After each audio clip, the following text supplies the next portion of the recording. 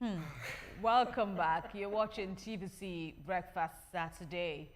Now to the next leg of our discussion at this time. Let's talk about education, especially using STEM, which is an acronym for science, technology, engineering, and mathematics. Well, STEM is a form of education that represents a vital component of modern literacy, promoting critical thinking, creativity, collaboration, adaptability, and decision-making abilities which are valuable across various career paths. And as the world grapples with pressing challenges such as climate change, healthcare, and sustainable development, STEM education has become more crucial than ever. By integrating these four disciplines, STEM education provides a comprehensive foundation for students to excel in a rapidly evolving technology-driven world. Joining us now via Zoom for this conversation is a mathematics education research assistant at the University of Georgia in the United States. Uyosa Ogiagwe, thanks a lot for joining us on TVC Breakfast Saturday.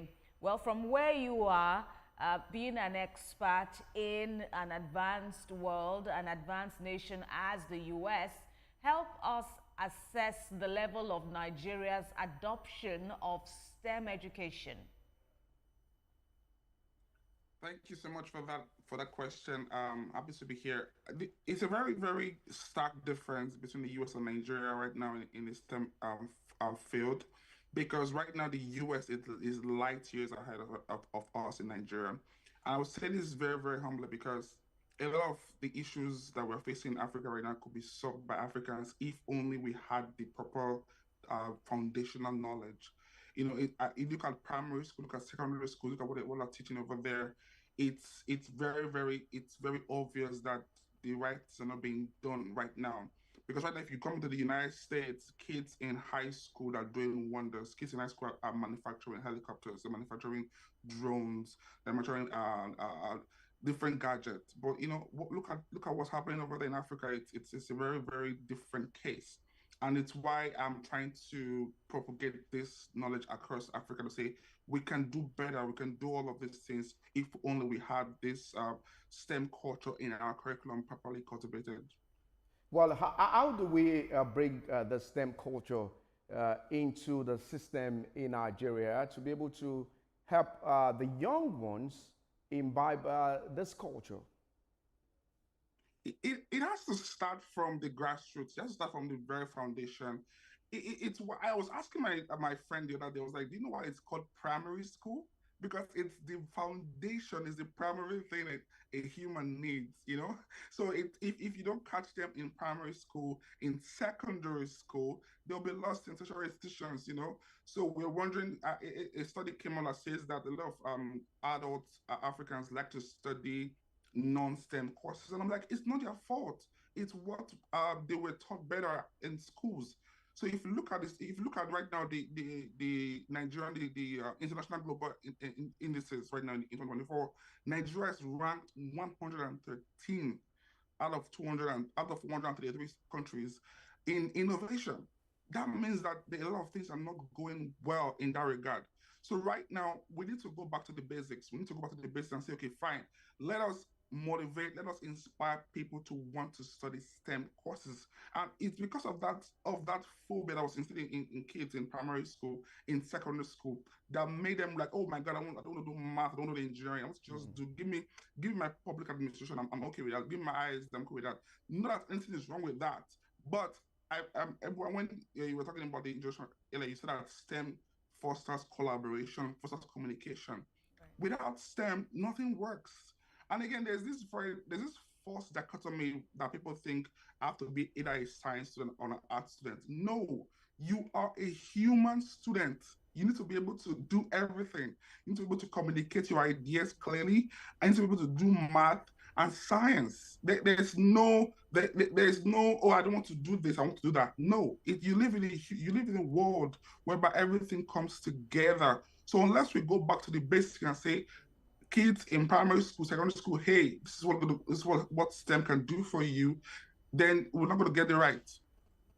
Right. And what's Nigeria missing out of the most as we talk about enhancing, the spread and reach of STEM? I would say everything. I would say everything. It pains me because I was talking to some Indians just last week. We have a conference. I was talking about 5G, how 5G in the US is the real 5G, and 5G elsewhere is not the real 5G. And it was very funny because a lot of these issues are so basic here in the United States, but it seemed like, oh, big deal.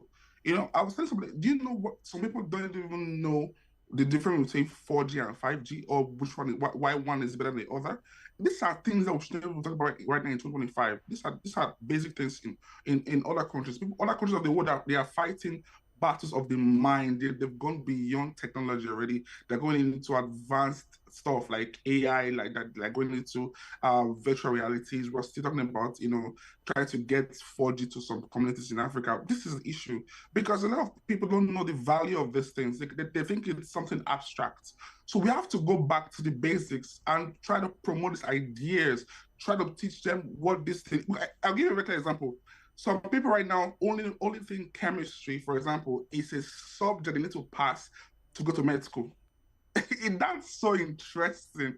Whereas chemistry is an entire field on its own that can cause a lot of changes to the world, that cause a lot of positive impact on the world. Even physics. People think physics is one thing that you have to do with metals. No, but physics is so broad. For example, people think that the apple is red or green. Not only that, the apple only takes the light of the environment. But if I say this, people will be like, wow, that's amazing. Yes, but these are all imbibed in the same discipline. Okay. So if we can go back to the basics and everything will be back to normal, I believe so. Just a moment, let me quickly chip in this. What is the role of teachers in all of this? Because when you are talking about STEM, we should also be looking at the role of teachers to be able to impact these on the young ones. Tell us the role of teachers in this. Teachers are indispensable in this. Without teachers, we can't do anything. I would say that we are missing that key factor in our education system right now in Nigeria, because teachers are the one that's supposed to inspire this in kids. We're supposed to take a child to the physics lab and say, you can do this. This is why it works. This is why the earth is around the sun. This is why the moon is this. This is what. So all of those things come like, wow. When a kid is in the class, the kid is like, wow. Okay, I can do this with physics. I can do this with chemistry. I can do the math. People still think math is about 2 times 2. No, I keep telling my friends that math is 2 times 2 is like arithmetic. It's not even part of what we're talking about right now. So that's just one thing. Teachers are invaluable in this discourse. Well, when you look at that, I'm talking about the methodology in passing this knowledge to these young ones. As a teacher, sometimes you need to bring out that method in a simple way. Some children have phobia for mathematics. How will they be able to adapt with this STEM culture to make it very simple for them? And fun. Yeah. Thank you for that question. Yeah, I still think that Nigeria to be specific, is the best place to teach this concept. And I'll give a very clear example. How do I teach set theory to a child in a village in Lagos or in Ogun State? I'll just take the child. Okay, you go to the market, right? There's yam, there's plantain, there's beans, there's rice. Why don't they mix yam and cocoyam together? That's a very simple example that to us, it looks very basic, but that's what set theory is.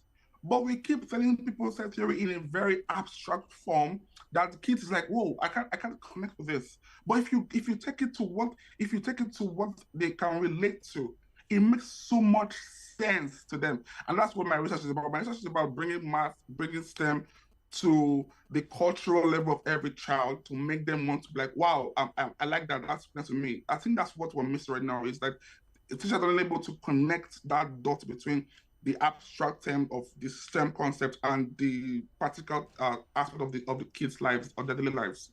Right. And of course, the level of partnership now, what we seem to be seeing now is, yes, government is somewhat involved, But then when you assess federal, state, level of involvement, level of interest, it's another discussion.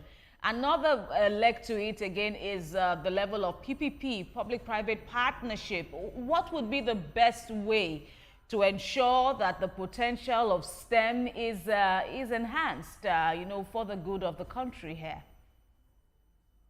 Thank you for that question. Everybody has to chip in. Everybody has to chip in. I keep saying that we don't have a revenue problem in Nigeria. We have a spending problem. It's all about where our money going. Where's our money going to? Look at the budget of Nigeria. Where's the money going to?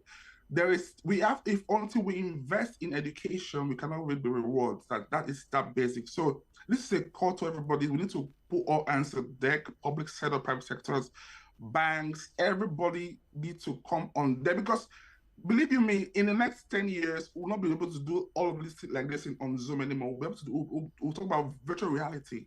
And some people will be like, whoa, what is that in 2040? No, come on. This is the time we need to have this concept pushed down to the grassroots.